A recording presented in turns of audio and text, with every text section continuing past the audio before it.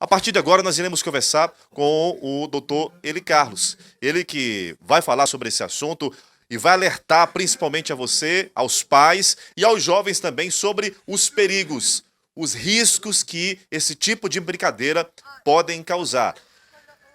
Boa tarde, doutor.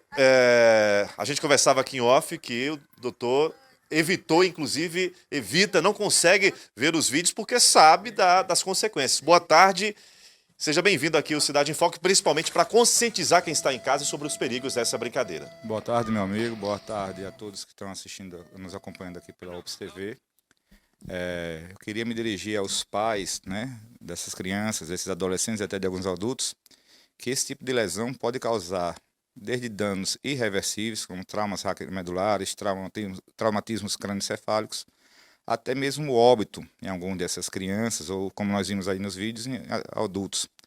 Nesse movimento que a pessoa que é submetida à brincadeira faz, ela cai e normalmente ou bate a bacia, ou a sua coluna, ou até mesmo a cabeça, né, de encontrar o solo, o que na face posterior do crânio, né, na região que a gente chama de região occipital, pode levar a lesões do bulbo, que é o centro respiratório, e levar ao óbito. Então, eu clamo aos pais que orientem seus filhos. Esses vídeos têm repercussão mundial atualmente. E façam a seguinte experiência: peguem esses vídeos, mostrem aos seus filhos e esperem um comentário deles. Alguns vão se indignar, outros vão achar engraçado. E depois os pais façam, os educadores façam seus comentários, mostrem a realidade dessas pessoas, dessas crianças. E assim como em alguns casos que nós vemos lesões na piscina, essas pessoas que pulam em águas rasas, né? Esses danos são irreversíveis e causam sofrimento absurdo na vida dos seus familiares. Bom, volta para cá, José. Então, o senhor que todos os dias se depara com situações, inclusive no hospital de emergência, onde o senhor atua também, todos os dias, inclusive, na imprensa, o rádio, traz aquele levantamento, aquele relatório das entradas lá do hospital. Inclusive, é impressionante o número de pessoas que dão entrada devido a quedas da própria altura, né? O pessoal fica pensando, nossa, quedas da própria altura, mas essa é a expressão que é utilizada. Então é mais ou menos isso. O impacto, por mais que não seja, a gente esteja bem próximo ao solo, mas o impacto é muito grande, né, doutor? Verdade. Nas quedas de própria altura, quer sejam por síncope, aqueles desmaios, ou principalmente os idosos, né, que perdem a capacidade de marcha e terminam perdendo o equilíbrio, mas nesses casos o paciente ainda tem, em alguns casos, a condição de se defender com apoio do braço, que geralmente quebra um punho, né, é objeto de estudo nosso, e com o cotovelo, enfim. No caso específico dessa brincadeira que cogitou se chamar de quebra-crânio, o paciente ele não tem esse reflexo, então ele é pego de surpresa no momento da sua volta ao solo, ele tem as suas pernas elevadas e termina batendo com a cabeça. Infelizmente, na unidade de emergência, no hospital de emergência, né, o índice de queda de própria altura, eu acho que só perde para os acidentes motociclísticos aqui na nossa cidade. E nós diariamente, são raros os dias que a gente vai dar um plantão e não pega alguns casos de queda da própria altura. Na queda da própria altura, eu repito, à exceção dos idosos que têm um AVC e caem desacordados, né, nós ainda temos a chance de nos defender, quer seja com o antebraço, com o próprio cotovelo, muda-se a posição do corpo durante a queda e bate-se o ombro, né, mas raramente numa queda de própria altura você vai ter um TCE com a magnitude e com a gravidade desses casos, dessa brincadeira de quebra-crânio. Inclusive, ontem foi notificado pela Sociedade Brasileira de Neurocirurgia, saiu um manifesto da Sociedade Brasileira de Neurocirurgia, alertando aos pais e educadores sobre esse tipo de problema, inclusive mostrando que trata-se de lesão corporal grave ou homicídio culposo, né, as pessoas participantes dessa. Não gosto nem de usar esse termo brincadeira, que passa longe de ser uma brincadeira, mas as pessoas envolvidas nesse processo podem ser penalizadas na esfera civil e na criminal. Imagina só uma pessoa saudável, um jovem saudável, um adolescente, 16, 17 anos, um jovem saudável, de repente ele está ali na escola, na faculdade, no colégio, e os amigos chamam ele desavisado, os dois os que ficam na ponta já sabendo da história, o cara com muita saúde, com muito vigor físico, e de repente sofre um traumatismo craniano e pode ter sequelas para o resto da vida, acabando com a vida daquela pessoa devido a essa brincadeira. É verdade. Agrava ainda a situação o fato de acometermos pacientes, né, pessoas na sua fase mais produtiva, né, no final da sua puberdade, adolescência, com início da fase adulta. E eu desafio que um de nós consiga chegar nas nossas casas hoje à noite, botar a cabeça no travesseiro e se imaginar pai de um sequelado de TRM. Né? Eu vindo para cá, eu me lembrei daquele caso da Laís Souza, a ginasta que agora dia 27 de janeiro fez 6 anos, sofreu um acidente numa pista de esqui, teve um trauma raquimedular e ficou praticamente com os movimentos da coluna cervical para baixo abolidos. Ela teve investimentos de alto valor, teve uma questão financeira muito forte. Alguns atletas como o Neymar passaram a patrociná-la, ela faz palestras motivacionais e agora, graças ao uso de um robô, e o termo é esse, um robô, ela consegue ficar em pé. Não que ela tenha tônus nem força muscular para se manter em pé, mas um robô segura ela como se fosse uma órtese e ela consegue se manter em pé. Imagina uma pessoa normal, um de nós, um paciente numa condição social e financeira bem mais precária, bem mais simples, né? Se manter preso a uma cama o resto da sua vida. Uma criança de 16 anos, né, salvo uma comorbidade, vai viver até os seus 70, 75 anos, condenado em função de um ato de extrema irresponsabilidade. Não vejo nenhuma graça, não acho nada de engraçado.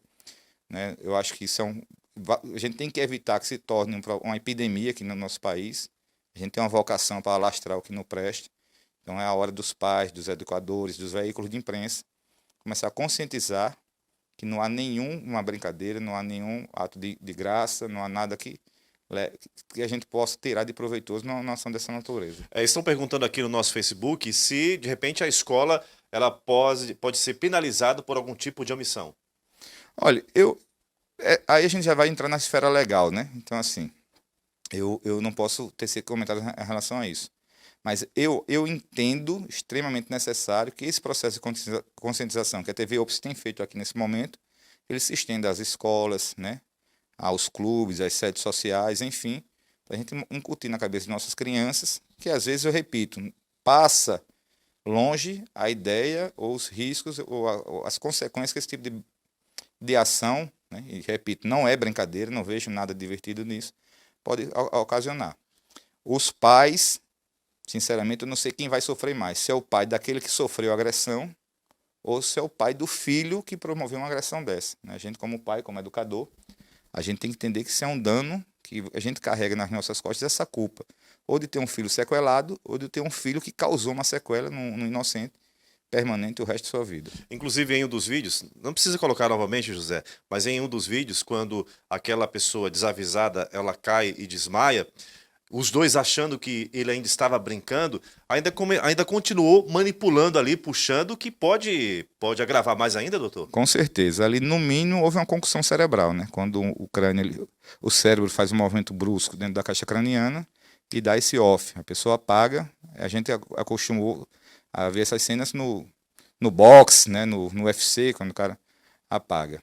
E aí, não sei se os outros dois irresponsáveis achavam que a vítima estava fingindo, mas uma vez vítima de uma concussão, né, quando a gente apaga, a gente perde muito tônus muscular. Então, só puxar o braço, você pode deslocar um ombro, pode transformar uma fratura da coluna cervical numa fratura luxação, e um fragmento desse atingir a medula, uma lesão que poderia ser parcial, se torna uma lesão completa.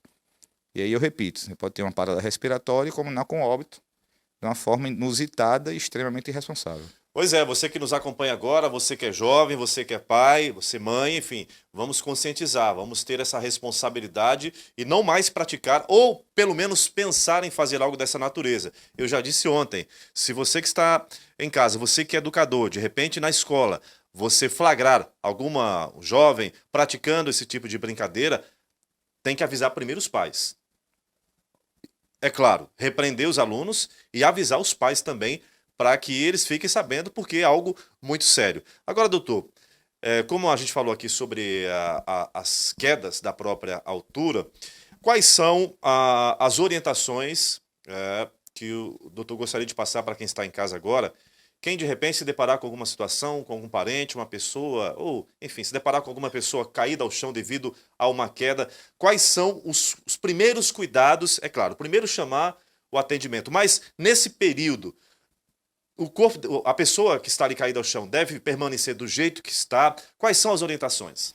A principal orientação que eu tenho a dar é que a pessoa que acompanhe, não assiste a situação dessa, mantenha-se com bom senso.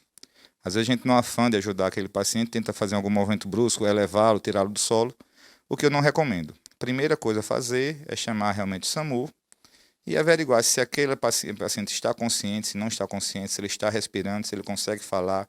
Então, um paciente que consegue se expressar através de palavras é um bom sinal. Ele está com as vias aéreas pérvias, né? Outros cuidados, como a avaliação neurológica, a gente deixa para um segundo momento. E aos familiares desses idosos, desses pacientes, né, que é o grupo de risco, orientar que a partir de uma certa idade a gente tem que tomar um cuidado maior com as caminhadas. Eu sempre oriento que os meus pacientes da melhor idade, ele mantenha alguma atividade física, caminhada, fisioterapia, o próprio Pilates, que está muito em voga atualmente, para que a gente não perca o nosso equilíbrio, a nossa capacidade de ambular. Países europeus, por exemplo, existem aqueles que usam uma espécie de almofada que põe ao lado dos quadris, já para prevenir uma queda e diminuir o impacto, né? As fraturas do fêmur proximal são extremamente comuns em idosos, principalmente naqueles a partir dos 65 anos. Quando a queda da própria altura resulta num trauma de face, um trauma crânioencefálico, aí é objeto de estudo da neuro e da cirurgia bucomaxilofacial, mas nós, na unidade de emergência, estamos sempre prontos para atender, 24 horas, de segunda a segunda, e na dúvida, teve dúvida, está um pouco sonolento, né, não está falando coisa com coisa, está desorientado, na dúvida, é melhor levar para a unidade de emergência, para o hospital de emergência e lá ser melhor avaliado com a equipe da neurocirurgia. Ok, doutor, muito obrigado, parabenizar pelo trabalho e é sempre bom essa interação, principalmente com a população, para que a mesma possa ter consciência, principalmente, no caso, o principal assunto de hoje, que foi em relação às brincadeiras e de como se portar diante de algumas situações. Muito obrigado. Eu que agradeço, queria repetir a todos que nos assistem, que isso passa longe de ser uma brincadeira. Então isso, na verdade, é uma ação que vai lesar uma pessoa inocente, que isso é uma agressão tipificada no Código Penal. A gente precisa tomar cuidado e orientar sobremaneira os nossos filhos e aquelas pessoas que convivem conosco. Mais uma vez, muito obrigado pela oportunidade. Muito bem, e assim a gente fecha o nosso programa Cidade em Foco de hoje com essa entrevista. Você que não acompanhou, você pode acompanhar já agora, daqui a alguns minutinhos, o nosso link estará disponível para que você possa acompanhar tanto no Facebook quanto no YouTube. Uma ótima tarde para você, a gente volta amanhã.